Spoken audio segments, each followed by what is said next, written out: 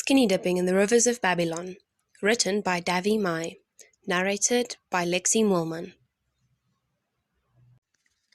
Skinny Dipping in the Rivers of Babylon, written by Davi Mai, Chapter 1, Rise and Shine. The girl woke, confused and alone. She blinked. Flickering candlelight chased shadows around a grey room. Curled into a corner surrounded by stone, the floor, the ceiling, the walls, all stone, and all so close. In those waking moments, she imagined herself a bug, trapped in the shrinking space between these walls. Her flesh and bones ground into paste as if by a pestle in a mortar. She wiped sleep dribble from the corner of her mouth and forced tired muscles to stretch and strain, to stand.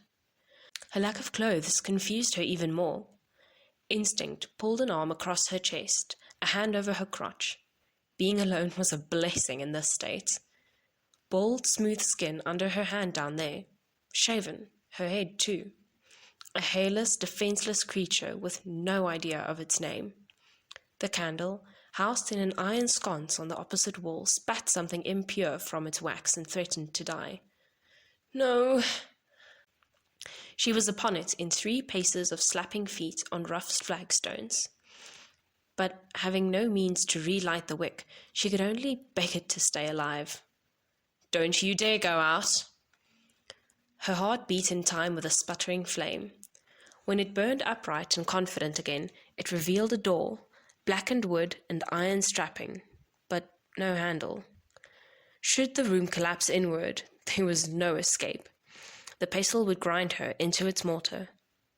This isn't a room, it's a cell, she thought, raising a hand to her mouth, squashed the flesh of her bottom lip against her teeth. Hard. Pain. Harder. Blood. A welcome sign of normality. The pain, the taste over her tongue. Cause and effect. She'd done that. She had some power at least. If she could make herself bleed, maybe she could draw blood from whoever had trapped her there, robbing her of freedom and dignity. Her anger bled into the confusion. Stand back! I'm going to kick the door! From outside, a commanding voice, male but high in pitch. The kick came before she had any more time to think, and the thick slab of wood swung inwards. Stood in the doorway a boy half her height and not more than half her age. Maybe 9 or 10, naked and bald. He had his hands on his hips, seemingly oblivious to his own nudity, or hers. I've got a real ninja kick. You're lucky you stood back. I sent the last girl flying across the room with a face full of door. She seemed to expect a response, and the best she could do was, Okay, thanks for the warning. At least he didn't appear threatening. My pleasure. He took a bow before squinting at some writing on his arm. Lisa? It didn't trigger any memories, but it helped to have a name. Come on, unless you want to hang around here all day. He turned and disappeared into a dark passage beyond. Lisa hurried to catch him. Running was hard with an arm over her breasts and a hand covering her groin. Wait, who are you? Where is this? The usual questions. He slowed until she was at his side and keeping pace. Every so often, wooden doors interrupted the walls on both sides. Except one time, this guy asked me if I knew who'd won some silly football game. Like, that was his first question. Weird, eh? Lisa wondered if this kid ever stopped grinning. He looked right at home, wandering bare-assed through this creepy place, chatting away as if in the school playground. Well? She pressed. Well, what? Who are you, and where are we, and... Oh, yeah, sorry. My name's Rat, 'cause I'm small and I scurry around, but I ain't got a tail. He pointed his scrawny behind at her as proof and giggled. Lisa suspected it was a joke he'd told before. Is this a prison? What did I do? Rat looked over at her as they walked. A prison? No, it's much more fun. Lisa sighed. Rat's idea of fun didn't seem to match hers. Can I have some clothes? Even in a prison you get clothes. It's not a prison, silly. He stopped in his tracks. Why do you need clothes? You're not cold, are you? She thought for a second. The air was warm, the floor too. Come to think of it, back in her room or cell or whatever, she hadn't been called either. I suppose not, but it's embarrassing. Rat shrugged and started walking again. You weren't born with clothes, so you can't be reborn with them either. Cryptic. Lisa struggled to find a response. She had no choice but to follow him. This had to be a stupid dream. I think I'm losing my mind, she eventually said. You'll be fine, but don't be cheeky to the boss lady. She's got a mean slap. The boss lady? Yep, in here. Shush. Rat stopped at a door that looked like all the others. He put his ear to the wood and frowned in concentration. Lisa started to whisper another question when a fresh voice startled her. I know you're out there. Rat, stop pissing around.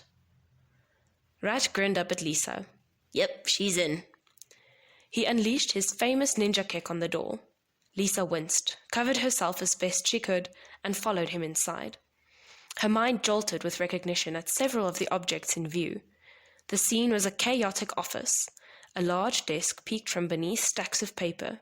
Filing cabinets and bookshelves lined the walls. Behind the desk, perched on an executive office chair, was a nude woman. Lisa had run out of blushes, so shrugged away the sight of bare breasts larger than her own. And to be fair, she wasn't completely nude.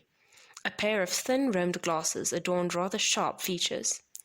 Thank you, Rat, the woman said as she stood and moved around the desk. You can scurry off now.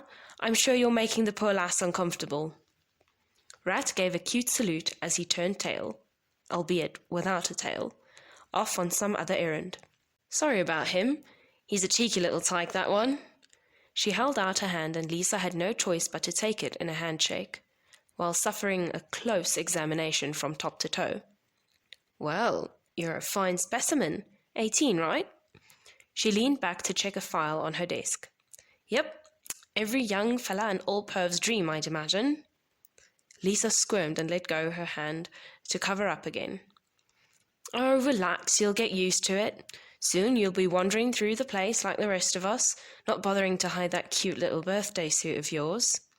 The woman winked. Right, explanations are due. Take a seat. Glad to be on a topic other than her body, Lisa looked around for the offered seat. There didn't appear to be one visible. Shit, it's here somewhere, or at least I thought it was. Maybe under one of these piles of paper and crap. Never mind, take mine. She steered Lisa by her elbow, plonked her down in the executive chair, and leaned against a bookshelf. Lisa crossed her legs. If Rat told you I was a boss, that's not quite right. I'm more of a facilitator. Stupid bloody word, but it suits. You can call me Frances. And you're Lisa, right? So I'm told. Lisa did her best to keep things together. How was it she recognized every object in this room, but couldn't remember where she came from or what the hell had happened to her? This is nuts. Frances smiled. You know, I must have explained this 1,000 times, but it's still hard and sounds surreal, even to me. Right, I won't sugarcoat it. We need to get this done before your induction. I'm afraid you're dead, Lisa. I'm dead? Very. Your body is under a sheet in the city morgue. A tide of emotions washed over her, and yet none of them registered. Despair, grief, sadness. She felt them each as they took their turns in passing, as if expected, required. But they did not hurt as they should. I don't feel right. Frances put a hand on Lisa's shoulder. That's because you don't know what you've lost. You can't remember your life, and that's a blessing, trust me. Whoever said, "'Tis better to have loved and lost than ever to have loved at all," well, he was a fool. She smiled at the poor girl struggling with her feelings, or lack of them. How did I die? And if I'm dead, then what the hell are we doing in my shitty office, shooting the breeze? Frances finished for her. Yeah. Lisa tried a weak smile of her own. Somebody murdered you. I have no more detail than that, and it doesn't matter because... Wait a minute, stop the bus. Murdered? Her voice took on a shrill note as she rose from the chair, indignant. Francis pushed the girl back down. We were all murdered. You, me, Rat, everyone else in here. But there's a great reckoning underway, Lisa. You're here in spirit because you have a choice to make. Can I get over my death first? Sheesh. Yes, and you can help with the reckoning. The real boss decided there's an imbalance. The world has gotten too evil, or at least humans have. We're busy putting that right. And if I choose to help with this reckoning, then I'll get Rat to take you back. You'll fall asleep and won't ever wake up. Your spirit, like your body, will die. That doesn't seem much of a choice. I know, right? Francis smiled again. It's not so simple, though, because your next question is something like, if I choose to stay and help, what do I have to do? Yeah, something like that. Good question. Well, you'll have to do murder, and a lot of it, because we're well behind. We're the cleanup crew, the mops that wipe away scum, and the scum have accumulated to unacceptable levels. I used to make it sound more poetic than that. Sorry. Lisa had 100 more questions, but the phone rang with an old-fashioned chime. Francis leaned over the desk to answer it, and Lisa closed her eyes against the visage of a very adjacent breast. She's only just woken. It's too soon, isn't it? Francis covered the mouthpiece with one hand and said to Lisa, It's Henry, a real pain in my backside. You going to send someone for her? A pause. No, Rat's off kicking another door in. Okay, fine. She hung up. Sorry, sweetness. You'll have to make your own way to the induction class. They're rushing things on account of so many people on the other side in need of a good stabbing. Lisa stood. But I haven't decided yet. Course you have. You're still here, aren't you? But sure, I'll play along.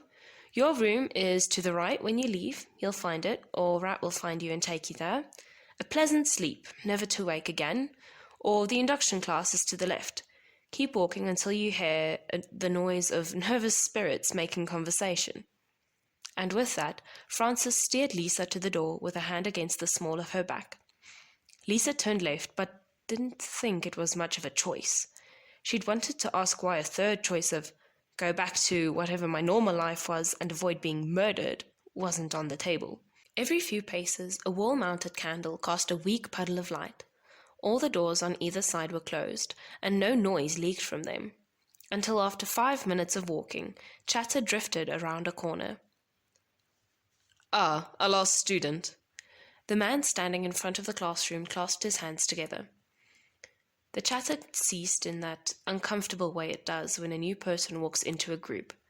She tried her best to disappear under the stares of the 5 other victims, and found an empty desk at the back. With everyone nude, they all went to great lengths to look only into each other's eyes. If Lisa wasn't still so confused, she might have giggled, especially at Mr. 30-something standing in front of the class. The male body seemed comical at the best of times, and even more so when shaven clean. Like Francis, this guy seemed immune to his condition. Pay attention. We're under the gun at the moment. I'm Henry. He scrawled the name in yellow chalk on the blackboard behind him. Oh my God, we're back in school! A lanky boy at a middle desk groaned. Everyone laughed. Henry smiled. Thank you for the segue. Anthony, right? Yes, that will do as an introduction to the first key point. He wrote, residual recognition, on the board. Lisa settled into her seat, wondering how long this class would take. Other bare bottoms shifted in their seats, as everyone wondered the same thing. Henry launched into his explanation, pacing back and forth with the unfortunate effect of making things wiggle. When you vacated your bodies, and indeed your life, you retain something called residual recognition. Like sufferers of amnesia, language, objects, environments, and even concepts are familiar to you. Any memory of your time alive and your death did not survive. That would be unbearable. He paused to take a breath. You've all come from a similar demographic to make induction appear a lot easier. For example, The facilitator's office and this classroom are all broadly familiar environments. That's residual recognition. If we plucked you from the heart of the Amazon, you'd be running around like gibbering idiots. That's racist, a girl said. Henry ignored her. He turned back to the board and scribbled, "Where are we?" "Not in Kansas, that's for sure," a girl beside Lisa piped up this time. Wearing a scowl and chewing imaginary gum, she had her arms folded across her chest. "That reference comes from well before your time, Charlotte, and my time too, but we get it, right? That is a cultural example of residual recognition." An Asian girl asked Henry to get on with it. Lisa studied her classmates. Charlotte had an attitude. If she took the scowl off her face, she'd be attractive. Freckles dotted her nose and cheeks. A redhead, if she'd had hair. The Asian girl had the beige skin that matched her facial features. Her hair would be black. Lisa reflected on the first part of the lesson. She'd used Asian in her head as an ethnic descriptor, but where in Asia? Not Japan, not China. The names of countries scrolled across Lisa's mind like a ticker tape. Residual recognition was strong in this one, she thought, and suppressed a laugh at her own Star Wars reference. She settled on Vietnam, as if it mattered. The two guys were harder to place. Both American or European. Anthony looked like an athlete, a runner with long legs. The other one, who hadn't yet spoken, was more portly and older, maybe even the oldest in here, but suave. Add a beard and he might be a hipster. It occurred to her they were all pretty good-looking. No denying it. 5 good-looking young people. Did ugly people not get murdered? No, that was silly. Of course they did. Henry was halfway through his next sentence. "It's a staging area, behind the front lines. Here is where the troops hang out between missions into enemy territory, except we're only here in the spiritual sense. There's no physical location, no mass. Now, the explanation gets weird." "Oh, now it gets weird," Charlotte laughed. "Yes, even for me and Francis, and Rat, not that he cares. You've all met Rat, right?" Everyone nodded. "We're subject to most of the physical laws that govern the mortal world, if you'll forgive that phrase. But there are a few anomalies. Some good, some annoying." At least he didn't say some bad, Lisa thought. "The things you see in this room and other common areas are materialized by a great deal of mental effort, something you'll learn to do, with varying degrees of success." The hipster spoke up. "Why the candles? Why not some decent lighting? And why does everything seem so dated? There's no technology." The Asian, not Henry, answered him. "Interference. I'll bet electricity interferes with whatever's going on here." "What the fuck?" from Charlotte. Asian girl turned in her seat. "It's all I've been thinking of since I woke up." She shrugged. "Not sure why." Henry took over. "Gia's right. We can't manifest electrical circuitry of any kind, and we think that's to protect us, or the environment we're in. But let's continue." The yellow chalk squeaked the word manifestation on the blackboard. "As you learn the ropes, you will be able to do this. Bring physical objects into this world, with some exceptions. Plus, we have a rule. Don't manifest anything in the corridors. We have to keep those clear in case of evacuation." Everyone's a comedian, Lisa thought. "So, how do we do it?" I hear you ask. Henry continued. "Well, it will sound lame, but it's a matter of willpower and concentration. Or some say imagination. But, yeah. Restrict this activity to your own personal space, unless invited to join us in creating communal resources. Yes, the space you woke up in is yours, and you're able to improve on the, Stone Age look once you learn how to manifest some decorations." He smiled again. This cheered everyone. "Possession" was next. "Here's why you have a second chance at some kind of existence, even if it's not physical. I mean, you can think, right? So you exist, and all that. But we have a purpose, a job to do. We cannot avoid it. You've each made the choice to be here when you met with Francis. Later, you'll go back and sleep, and at some point you'll wake up in another body in the mortal world. It's a return trip, and the body is a brief rental. Possession is the closest term we could think of. You're going to use that possessed body to undertake a deed. Murder. We don't go there to sing songs or spread the good word. We are there to perform surgery, the surgical excision of tumors from humankind. He let this sink in for a few seconds. You'll have a target to kill, to assassinate, and when you're done, you'll return here, and the world will be a better place. Do we get any superpowers or anything? Anthony asked, showing his immaturity. Not really. You use the physical attributes of whomever you possess. Please tell me we don't have to run around the real world naked. Lisa decided she'd better contribute something to all of this, to become one of the team. Ah, that. Well, it's another of those unexplained phenomena. Your host will most likely be clothed, yes, but when you return, you won't be, just as you weren't when you first arrived. We're not sure why, but we think it's to facilitate a smooth transition, and it's easier for you to realize that from now on, you're a blank blueprint that can take on someone else's physical characteristics. Your previous individuality is gone. Or someone round here is a massive perv. Charlotte leaned back in her chair, but kept her freckled chest covered. The shaving supports that theory, said Gia. Henry moved on. Look, we're at an intersection between the physical and the spiritual world, and we share aspects of both. We haven't been here long, and it's a lot to work out, but we've made significant progress. You guys think you arrived confused? Imagine being the first. Was that you? Lisa asked, becoming more comfortable with the group. No, it was Rat. He must have been scared out of his wits, poor fella. The class waited for Henry to continue, but he packed his notes into a leather satchel. That's it? Anthony asked. Yep, there's no use trying to explain more.